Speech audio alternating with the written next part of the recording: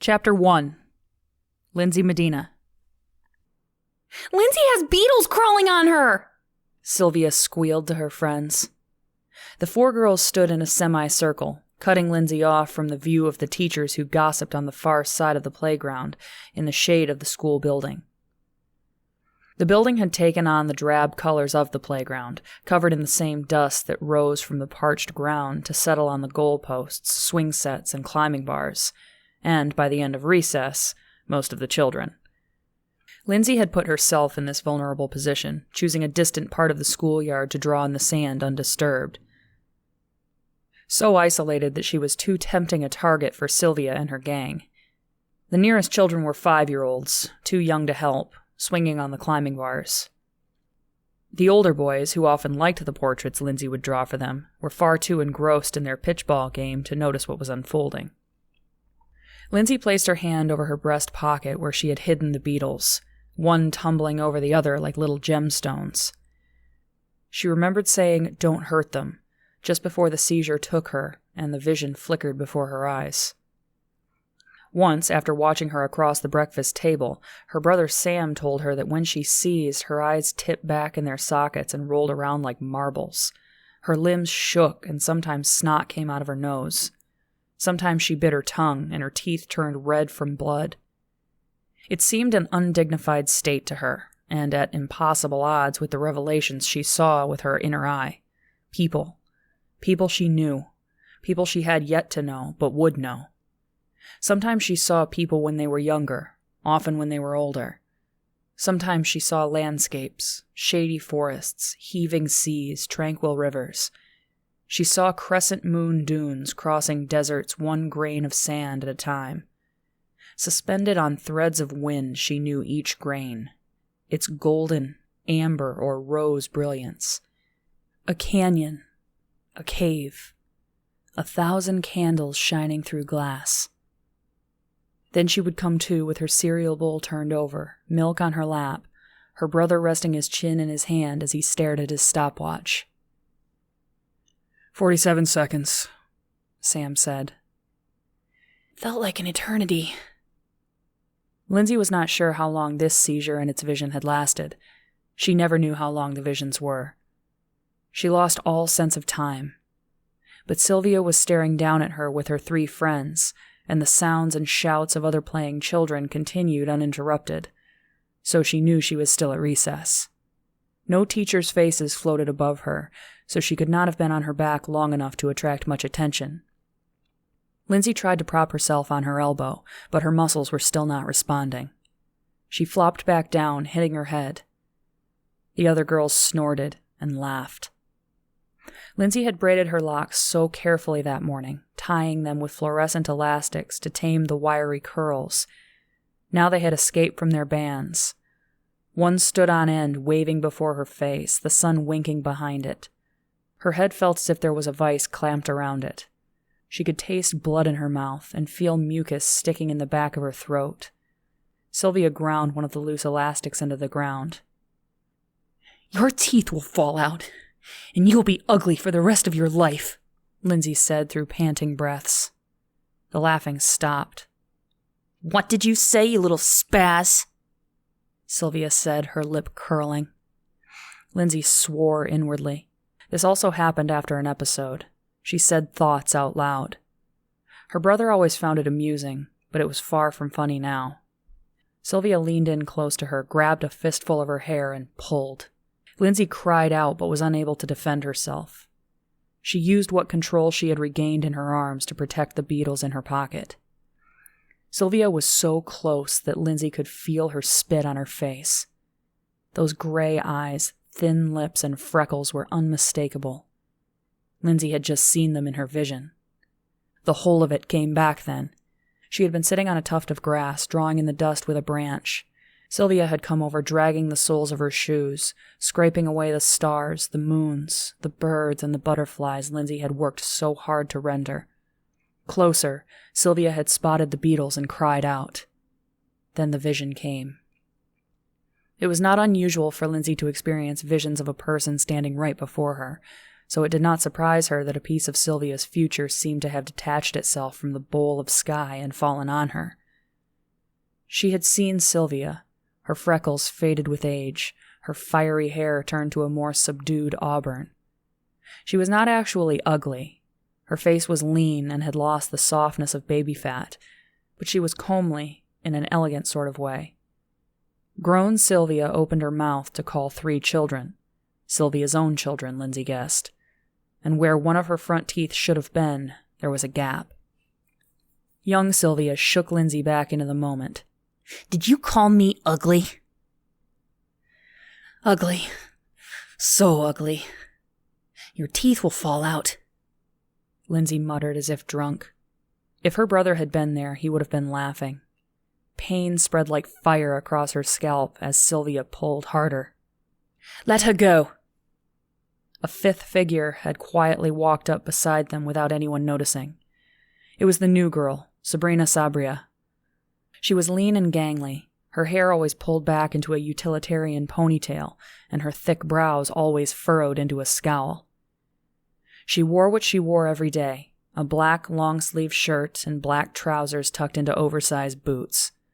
Her unchanging wardrobe would have made her the object of ridicule, had she not arrived each day in a black ministry roll pod, long and spacious with tinted windows, unlike the civilian roller pods, CRPs, that the other parents drove. Girls would not play with her because she looked like a boy, and boys would not play with her because she was a girl. Lindsey, recognizing a fellow outcast, had tried talking to her once. Your name is Annalise, she had said. No, it's not. I'm Sabrina Sabria. Are you sure? I saw someone call you that in a dream. Are you a little crazy? I guess so. Now Sabrina was studying the other girls, her eyes scanning back and forth, the muscles in her jaw working as if she was trying to crack a nut in her molars. The fabric on the elbows of her long sleeve was threadbare, as if worn from her crawling in small spaces or up trees. Her boots were scuffed and dirty, but the laces were tied with perfect, balanced precision. The other girls, in their pressed pastel dresses and plastic barrettes, could have been specimens of a different species. They crossed their arms and jutted their chins in a show of feminine solidarity. Sabrina did not notice. Arms akimbo, standing as a teacher might, she stared at Sylvia, a little dumbfounded that the girl had not obeyed her command. Yet the pressure on Lindsey's scalp lessened, and she let out a small cry of relief. Why should I let her go? Sylvia insisted. You should mind your own business. What did she do to you? Sabrina asked. She called me ugly. Did you? Sabrina asked, turning to Lindsey. Lindsey nodded and withered inside when she read the disapproval on Sabrina's face. But it was fleeting. Sabrina's eyes shifted to the ground. The new girl was silent a long while, turning her head, her body, even moving her feet delicately as she discovered the drawings below. Then she did something Lindsey did not expect. Sabrina smiled. Her smile lacked any self-consciousness, yet it looked out of place on a face that was always scowling. It floated there like an unexpected guest, lingering as Sabrina examined the work, even the images that Sylvia had scuffed, as if she was trying to puzzle out what they had been before they had been destroyed. When Sabrina had completed a circuit around Lindsey, she turned to the other girls and spoke in a flat, soft voice. Sylvia, if you touch her again, I'll punch you in the face. The 3 other girls wore identical expressions of horror as they began to inch in the direction of the teachers. Sylvia stiffened, made to step back, but then pirouetted on her foot, grabbed Lindsey's hand and crushed her fingers together. Lindsey tried to relax her grip, but it was too late. The beetle's shells cracked, and warm goo spread out of her breast pocket. Sylvia's laugh only lasted a moment before it was cut off. Sand ground beneath the sole of Sabrina's shoe as she shifted her weight. That sound was followed by a hard, wet smack. The other girls were running now, screaming. Sylvia dropped to her knees beside Lindsey, holding her mouth, her 2 front teeth knocked askew and pink with blood. At the sight of red on her fingers, Sylvia's face grew pale. One tooth became completely detached and rolled across Sylvia's lip into her palm, where it rested like a gleaming stone. She turned to follow her friends, her shoulders beginning to shake with sobs. "Ow," Sabrina said, rubbing her knuckles before she became aware of Lindsey staring at her, at which point she shook her hand out at her side. The boys playing pitchball on one of the more distant fields caught her attention for the moment, before she turned back to the drawings at her feet. "I can draw more if you like, Annalise." "I told you. My name is Sabrina," she said as she leaned over more drawings. A spiral, a moon, a fox. The fox Lindsey had drawn with dimensions and depth, but it had not turned out as well as she had liked. Lindsey burned with shame. Sylvia had obliterated a much better attempt of a hare. She wished Sabrina had seen that one. The teachers were coming over now, crossing the field in long strides, their arms swinging straight and fast at their sides. "I warned her," Sabrina said with sincere wonder as she watched the teachers approach. "I warned her. Why would she do that?" "It's all right," Lindsey said, wiping the sticky, gleaming shells from her fingers onto her trousers. "We're going to be friends until the day we die." "How do you know?" A teacher arrived and yanked Sabrina's arm so hard that her feet lifted off the ground. "I'm just often right about these things," Lindsey said as they dragged Sabrina away.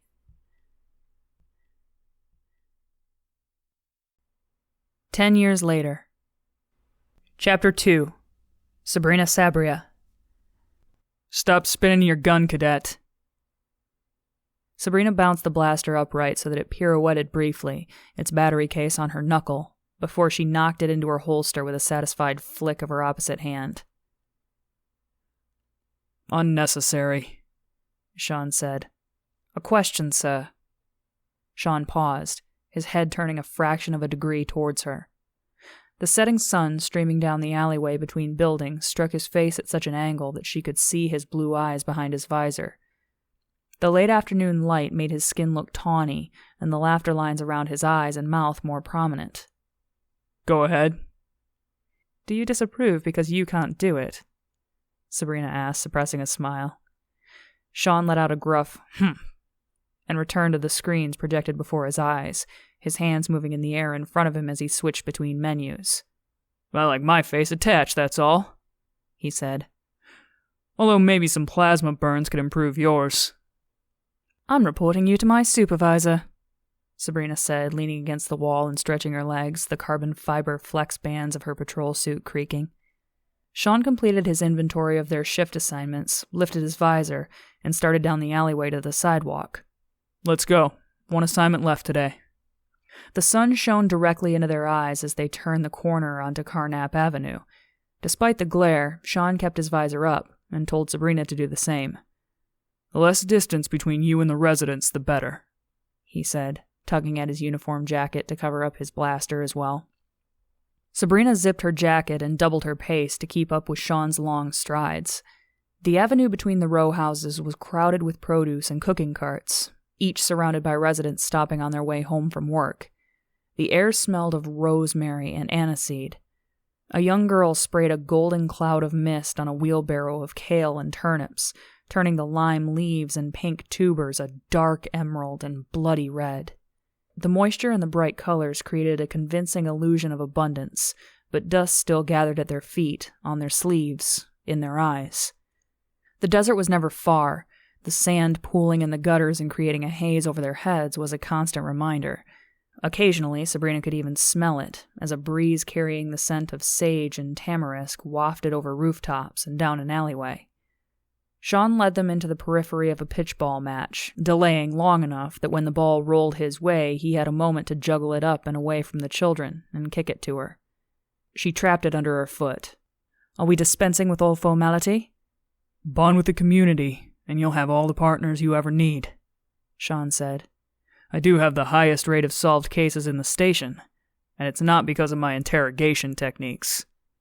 Sabrina tipped the ball onto the top of her foot before towing it to her knees, her thighs, then her head, where she balanced it for a few moments. The children cheered when she kicked it back to them. "Look," Sean said, nodding across the street to where the children's mothers were also clapping for her. Sabrina felt her cheeks flush. Don't be embarrassed. They're proud of you. How many of them do you think wanted to play sports when they were younger? Or even wanted to join the security ministry? Sabrina fell back into a steady pace beside him. I can't be responsible for all their hopes and dreams. But you are, Sean said, breaking stride for a moment to look her in the face. She felt a stirring within her, a tremor from her mouth down to the base of her spine when he turned his sharp, clear eyes to her. You are. And you're ready, too. Tell me about our friend Mr. Elias Orham. Repair shop owner, 23 years of age, she said, matching his stride again. No prior arrests or citations. A few disciplinary actions while in school, nothing unusual for a non-academically inclined teenage boy. Apprenticed briefly as a machinist before inheriting his uncle's shop here. Has not attended any tertiary education. And your visor's up. You are reciting this from memory, Sean said, glancing sidelong at her.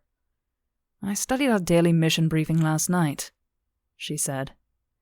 And I thought you spent all your time just practicing twirling your gun. That is only when you are talking, sir. Sean laughed, and Sabrina felt the tremor return with a pleasant rush. Why are we paying him a visit? He asked. The pharmacy on Grayling Street is suspected of distilling illegal spirits. There have been reports of late-night activity during quiet hours, and rates of violent incidents have increased in the neighborhood. The reports center around the shop, she said. Why is this important? Rates of violent crime sometimes portend cult activity, although there have never been any reports of it in this neighborhood. Never say never, Sean said, studying the addresses of the houses. Sabrina slowed enough that Sean came to a stop a few feet ahead and turned back to look at her, the flow of pedestrians parting around them. Is there a point I'm missing? The corner of Sean's mouth twisted downward, and he rubbed the late-day shadow of whiskers on his face. To be honest, I don't know. Foot traffic continued to pass on either side of them, men with their vests folded over their arms, their underarms dark with perspiration, women with their hair pinned up to expose their necks, glistening with sheens of sweat, and children, their book satchels bouncing on their hips. Sabrina wanted to slip her own uniform jacket off, but it would expose her weapon and her patrol suit. Wrapped in carbon mesh armor, flex bands, and servo plates, Sean was right. They would look removed from the daily scene playing out around them. I'm not sure what you mean, Sabrina said, raising her hand to her face to block the sun. Sean stepped closer to her and spoke in a lower register. What do you think of Elias Orham? I tried not to form any premature conclusions. Good. That's what you're trained to do. Now, forget your training. Forget my training? Yup. Your gut tells you something. What? She raked through the information in her mind again, but could come up with nothing. Elias Orham is relatively unremarkable. You are exactly right, Sean said. He is completely unremarkable. And that is remarkable, isn't it? I'm not sure I get you. There may be nothing to get. He could just be a humble guy of limited ambition, in a humble profession, in a humble shop. So I was concluding, Sabrina said. But most young men I've known have some degree of ambition.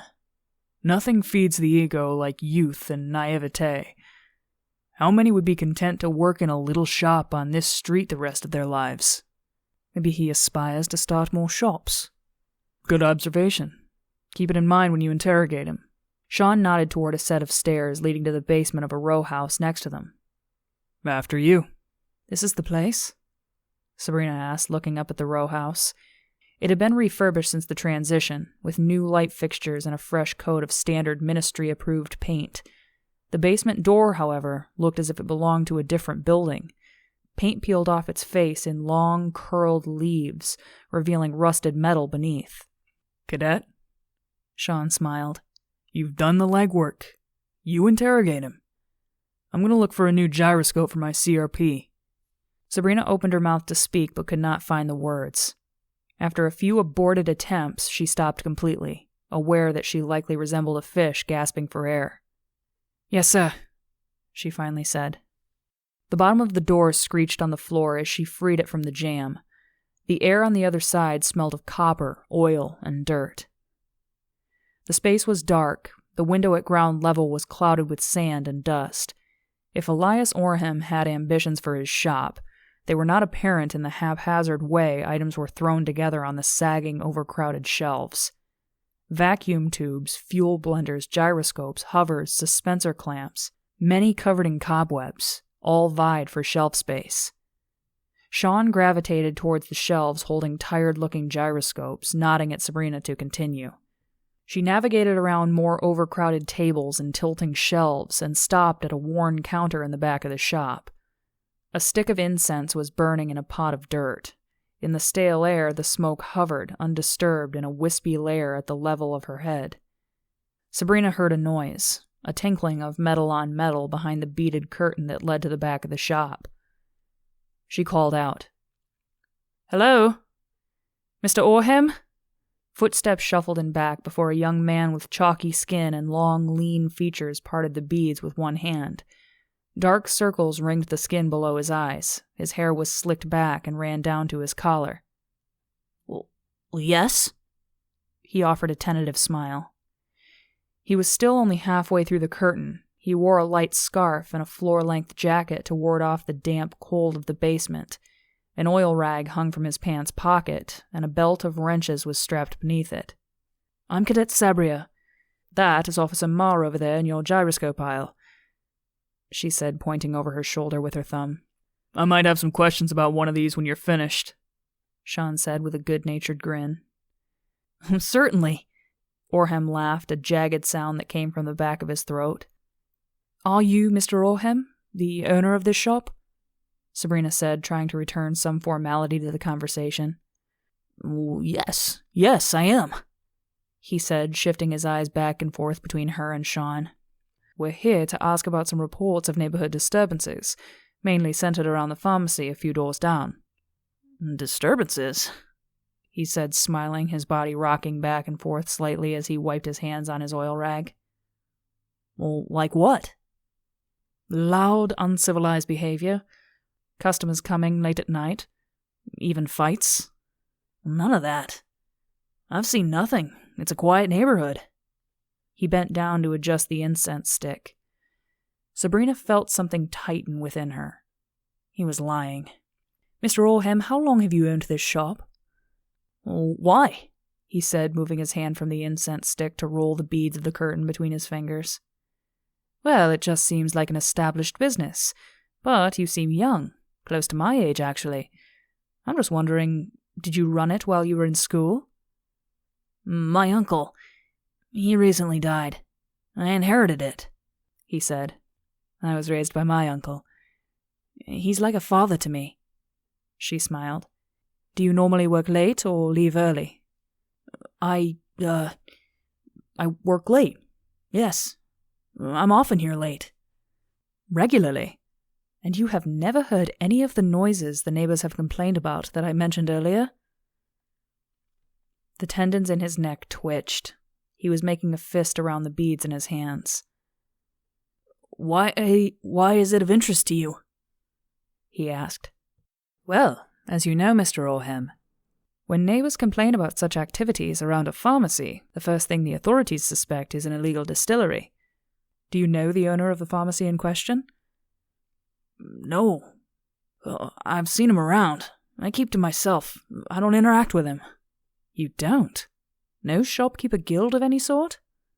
"I'm not a member. I'm here usually." Sabrina noted where the touch of her hand had smeared away dust from the counter. Sean knocked over something on a shelf. Orham snapped his head in Sean's direction. His knuckles were white around the beads. Sabrina felt her own heart beating harder in her chest. "Remain calm. Don't upset the subject. You are here a lot," she said. "Yes." "Most of your work is in the back of the shop?" "You need authorization to search my shop," he said, raising his voice. Sean's footsteps moved closer. "We're not here to search your premises, Mr. Orham. Just ask questions. You've been quite helpful," she said. Sean moved up alongside her, holding a gyroscope in either hand. You don't have a third one in back, do you? Sean's attempt to defuse the tension came too late. Orhem slipped from between the string of beads and jumped the counter. A number of strands came loose, raining beads down on the floor. Sabrina saw a flash in Orhem's hand, and she knew exactly what had cut the curtain. Sean, knife! Sean raised his arm to restrain Orhem. Orhem swung the knife directly into Sean's armpit. The gyroscopes dropped to the floor as Sean grabbed Orhem by his jacket and flung him away from his body. Orhem raised the bloody knife again, but Sean knocked Orhem's arm away and charged in close, both of them crashing into the shelves. The shelves collapsed, and an avalanche of unsold merchandise tumbled down around them. Rubber hoses, motor housing, and intake ducts flew as both men kicked to extricate themselves. Sabrina raced over the wreckage, tripping and falling, her head slamming against a drawer full of wrenches. Woozy, she squeezed herself between fallen shelves and tried to tackle Orhem. The shopkeeper recovered before she could catch him and leapt out of her reach, bolting for the stairs. The rusty door clanged shut as his feet disappeared up the steps. Oh, Christ! Sean swore, holding his side. He swore again when he saw the blood on his hand. Suit can withstand a plasma blast, but he gets me with a knife. The suit should hold up to a knife. There are weak spots, Sean said, rolling out of the debris and touching his hand to his armpit again. Christ, he knew just where it was, too. The suit had registered the breach to its structural integrity. A computerized voice in Sabrina's ear informed her that filament sensors in Sean's suit had detected the chemical signature of blood. A cascade of protocols was activating. Derm links relayed Sean's vitals to network operators at the station. Officers within a predetermined radius were receiving their location and Sean's vital signs as they spoke. The noise was too much for her, and Sabrina yanked out her earpiece. She ripped open a pocket on her thigh, removed a sterile adhesive patch, and slapped it on Sean's wound so abruptly that he cried out. "Put your headset back on," Sean said between gasps. She did. Squawking voices and alarms inundated her again. Everything was moving too quickly. She flipped down her visor. Sean and her vitals ran across the bottom of her field of vision. Her heart rate was skyrocketing. So was Sean's, but at least it was steady. He pulled his visor down and began speaking into his filament microphone. Sabrina changed the readouts before her and became absorbed in the map flashing before her eyes. It displayed their position, 2 white dots in a skeleton frame of roads and buildings. The perspective zoomed out so she could see 2 blue dots, a medic unit moving in their direction, 2 green dots, the nearest 2 officers. She swore when she saw their names in bold script, tracing their progress through the streets. Pitt and Boyle. Sean relayed the description of his attacker to the operator at the station. More green units, more names she knew began to converge on their location, like iron filings drawn to a magnet. He finished, muted his microphone, and signaled for Sabrina to do the same. He began speaking in a quick but deliberate tone. "This is the first attack on an officer since your cohort started at the academy. An attack on an officer is a Class 2 offense. It is an attack on the ministry itself. Yeah, I know. Do you know what that translates into?" A minimum sentence of 6 months, she said. It means 2 years of behavioral supervision. It means he's dead. What? Think, cadet. He won't make it back to the station. The old guard is going to want to set an example for the new guard. It will kill him? He will resist. It will be justified. Every report will corroborate, and every visor camera will be conveniently switched off or blocked. With all the arrests lately in the blocks, all the fights, no one will question it. That's murder. That is justice, as far as our colleagues are concerned. Welcome to the officer corps. Sabrina swallowed hard. Her hands were shaking. She crouched on the floor and began to pull on her bootlaces, twisting their ends around her fingers, as if the tightness could still the shaking. The stairway remained empty on the far side of the door. But that's not me. And I know it's not you. Sean added, You're still injured. What can we do? Not we, but you. You've got to save him. Make it right. He just tried to kill you. Is justice settling the score? I've taught you better. A series of choices played out in her mind. Her partner was injured, and it was her fault. The man who had done it had escaped and was sure to be killed. But death by officer was not true justice. A cadet is not allowed to pursue an armed suspect alone, she said. For Christ's sake, Sabrina, I'll cover you. Why is a repair shop owner attacking a buckethead officer playing with his gyroscopes? He's hiding something, and we'll never find out if you, don't catch him. You're right, she said. She checked the map on her visor. The medics were 5 blocks away, blue dots rolling through a fine-lined maze. A ring of green was closing quickly. The medics would be there in 3 minutes. She checked Sean's vitals again. The last thing she needed after getting her partner injured was a reputation for abandoning him in critical condition. But he was not in danger. The patch had stopped the bleeding. His vitals were stable. Go, he said, waving at the door. Sean, sir, I can't leave you. Don't make me point my gun at you. She made her decision. Or recognized it had been made for her. Another avalanche of junk tumbled down as she clambered over the fallen shelves to the door and tried the handle. It was locked from the outside. The patrol suit, following the movement of her eyes through her visor, was already superimposing information about the metal of the door. The surface was fatigued, but the interior was still strong. It would take too many blasts of plasma to melt through.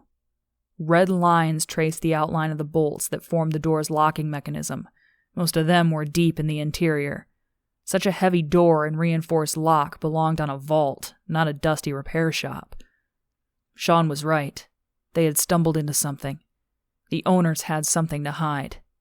She checked the window, too small. Scans also revealed it to be reinforced. Thanks, Sabrina. The ceiling consisted of wood rafters. Using the visor again, she peeled away the layers. The floor above the rafters was wood with nothing but laminate surface on top. A further scan on infrared revealed the house to be empty of any inhabitants. She drew her blaster, flicked the setting with her thumb, and fired. A red bolt struck the ceiling with a loud thud, followed by the crackle of wood disintegrating in intense heat. The basement suddenly smelled like a campfire. A column of ashes, dust, and charred wood fell on her. Shooting at an angle would have been better, she scolded herself. The suit could help her make an augmented jump, but she opted instead for her grapple. A second scan revealed a pipe was embedded in the ceiling. She raised her arm, locked her elbow, and fired the grappling device from her wrist. 5 metal talons folded like a tight bud punched through the ceiling before blooming and seizing the pipe. The line extending from her wrist relayed sensory information into the fingers of her glove. She could feel the smooth, cold metal surface of the pipe and the grinding of plaster dust as she closed the talon around it.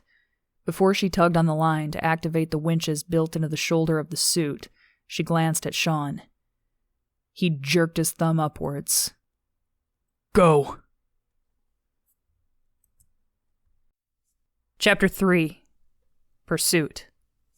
She pulled the line and zipped onto the next floor. She was in the foyer.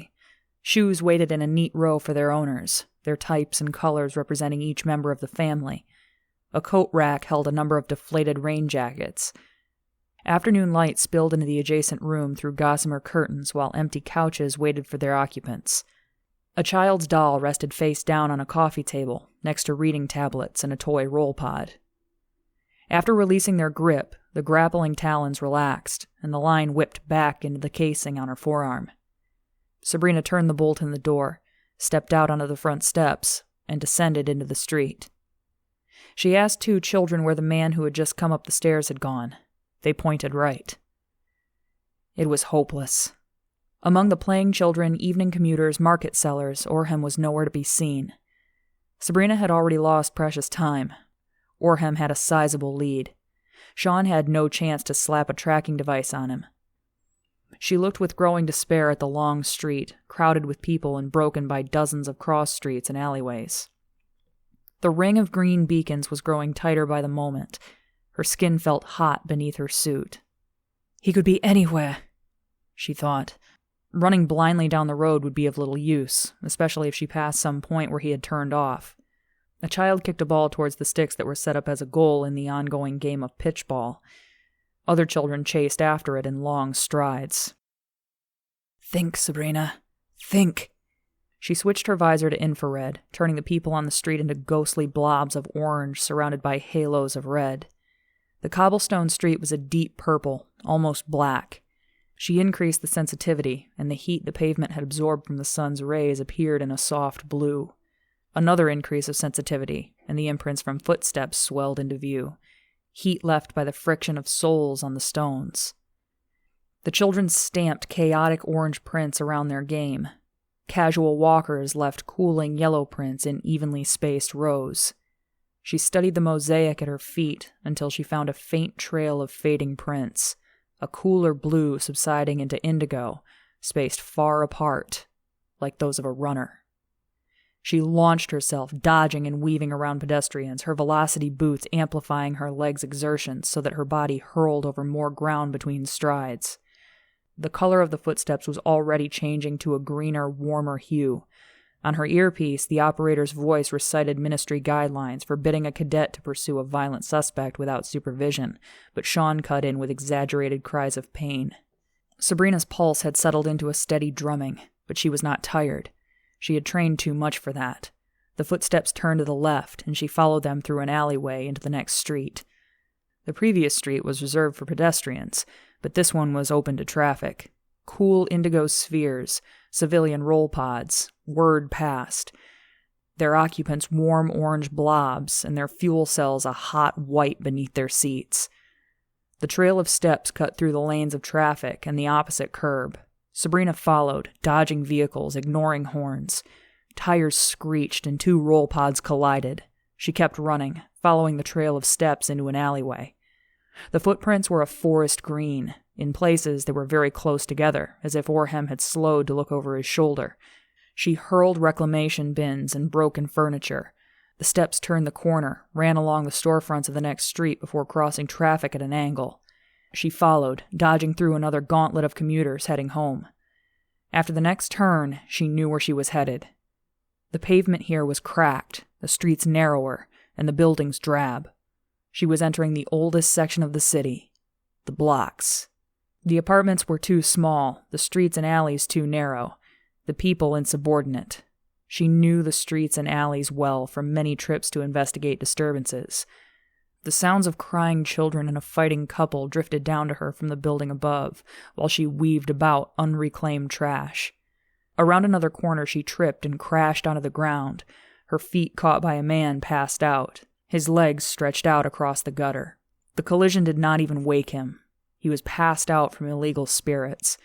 His clothes were ragged, and a pungent scent of urine hung over him. She contemplated slapping restraints on him that very moment, so she could come back to pick him up. But her thoughts froze when she saw the words scribbled on the wall behind him. Theopen will set us free. Even in the midst of pursuit, her body hot and streaked with perspiration, the words sent a chill through her. Illegal. Religious. Toxic. She made a note to return and investigate with Sean. Another corner and another street. The blocks, for all their notoriety, were not all too different in their daily rhythms from the newer neighborhoods. On Diagoras Street, one of the wider boulevards, she passed residents on their way home. Children played tag and kicked balls. Street vendors sold vegetables and flat breads from carts. Residents glanced up, startled as she ran past. The footsteps were a bright green now. She was very close. Her quarry had even stopped running. The spacing of his steps told Sabrina that he had slowed to a fast walk. Why had he come here? She asked herself. Was it his home? Did he have friends? If that was the case, she could be in danger. As she turned into the next alleyway, she drew her blaster and depressed the setting to stun. The steps were normally spaced now, passing close to one side of the alley, avoiding the gutter of waste water that ran down the center. She took deep breaths to help her body recover. The steps disappeared around a corner. Instead of following outright, her instincts kept her back. She peered around the building. He was there. Stopped, leaning over, his hands on his knees, gulping air. Before turning the corner, Sabrina scanned the space above. 5 stories of metal balconies loomed overhead, each crowded with fire escape ladders, potted plants, and outdoor furniture. Laundry hung on sagging lines between them. She detected no sinister allies of the man waiting to get the jump on her. She lifted the blaster and stepped out. "Put your hands over your head, Orhem!" she shouted. Surprise and terror mixed on his face. He had nowhere to go. The end of the alleyway was blocked by a wire mesh fence. Sabrina kept the blaster trained on him, waiting for him to cooperate, but his luck had not run out just yet. A gray-haired woman wearing a floral dress and work apron stepped through a doorway into the space between them. She was followed by a girl who could have been her grandchild. Both carried baskets of laundry on their heads and were civilians that could not be stunned without great risk. Orhem sensed his opportunity and raced down the alley. Sabrina cursed, pushing past the startled bystanders. It was too late to fire. The shopkeeper had already scaled the fence at the end of the alleyway and disappeared into the space beyond. Sabrina holstered her weapon and tore off her outer jacket. It was more ornamental than not, and what mattered now was exposing her entire patrol suit. She charged the fence and carried out a series of movements with her hands.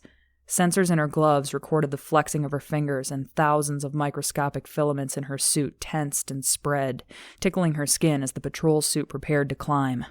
She pivoted and continued running up the face of the wall, the suit adhering and releasing in time with her motions. The bricks rained flakes down upon her, but the suit held until she neared the ground on the other side of the fence. More flexing of her fingers and the adhesive filaments relaxed. She fell, rolled to disperse her momentum, then resumed pursuit. The desert yawned open around them, red light from the setting sun streaking across the hardpan. The map superimposed on her field of vision showed her own white dot moving outside the circuitry of the city's streets, a solitary star in the blackness of space. Orhem was running eastward into the blazing inferno of the setting sun, the flaps of his jacket snapping in his wake like dark wings. Sabrina followed. Orhem saw her over his shoulder and altered his course toward a hulking structure that Sabrina could not make out in the glare. She increased the filter on the visor and recognized the silhouette to be the barrier surrounding a new ramp of highway still under construction. She threw herself over the temporary walls and started up the empty road that led directly into the fiery sky. Orhem had not broken stride and continued over a rise in the ramp, disappearing down the other side. The sound of traffic was already filling her ears. Over the crest, the road sloped downward. Orhem had stopped where it ended, its paved surface giving way to exposed rebar that waited to be covered in cement. 6 lanes of evening traffic shot across the coast road below. Beyond, the sea waited, dark as ink. Sabrina switched her blaster to her left hand. It was not her firing hand. Stunning him was out of the question while he stood so close to the edge. Instead, she readied her grapple and moved in slow, measured steps. "Mr. Orhem, please. I have no intention to hurt you," she said between deep breaths of air. "Please, step away from the edge. I'm sure this is a misunderstanding." She wanted to sound calm, but she could hear the tension in her words. Other voices were clamoring, calling on her earpiece. She ripped it out so that the roar of traffic filled her head from both sides, like the sudden onrush of an ocean wave. "Mr. Orhem, please. We just came to ask you questions about distilleries." A yellow CRP cut off a blue one on the motorway. The ensuing honk rose and faded, the frequency warbling with the speed. Sabrina moved deliberately, placing her weapon back in her holster in exaggerated movements. "See? I don't mean to shoot you, Mr. Orhem." He copied her same motions, turning around slowly, but remaining close to the edge. His heels cantilevered just over the lip of the road. He kept his hands away from his body, his palms upwards to the red sky. His chest was rising and falling from exertion. Sweat poured down his face and soaked his shirt. His expression had changed since she caught him unawares in the alleyway. Now he seemed calm, serene even. Sabrina thought he might just surrender, until she saw the glint of gold on his chest. In his flight, his shirt had come open, and resting there on his drenched skin in a nest of dark hair was a tiny gold sword. It glinted in the sunlight, and the beam struck Sabrina in the eye like a golden nail. Her body went rigid, and she felt cold, just as she had when she had seen those words written in the alleyway. She swallowed, but could not bring herself to speak. She regretted holstering her blaster. Mr. Orham looked steadily into her eyes, as if he knew exactly what she saw and what she was thinking. Before he stepped backwards, he smiled widely and spoke. "Into your weapons. I send my ghost." He fell backwards, arms outstretched, face upturned to the sky. Sabrina broke out of her shock to shoot the grappling hook at his feet as they tipped over the edge. Her aim was accurate, but just before the talons could reach his leg, they ricocheted off a finger of exposed rebar and arced upwards in an oblique path. When the talons brushed his jacket collar, Sabrina clenched her fist, and the metal prongs clamped down, the sensation of fabric running under her fingers. With a jerking motion, she yanked the slack out of the line and braced herself. The weight was more than she could have ever anticipated. Only her patrol suit kept her arm from being dislocated. Her body slammed down onto the concrete, and her suit made a zipping noise as she was dragged across the road's surface. Panic welled up inside her as she uselessly kicked out her legs. She had just anchored herself to a man trying to kill himself, and physics was on his side. Her body folded around the lip of the unfinished road, her feet dangling over the passing traffic. Servos in the suit vibrated and whined in her armpits and hips as they tried to augment her arm's strength. Her chest felt as if it would break in two as the line holding Orham swung from one arm, and she clung to rebar with the other. Her hand began to slip until the adhesive grip reactivated. She knew the suit could maintain her grip until reinforcements arrived, but she was not sure the talons would hold Orham.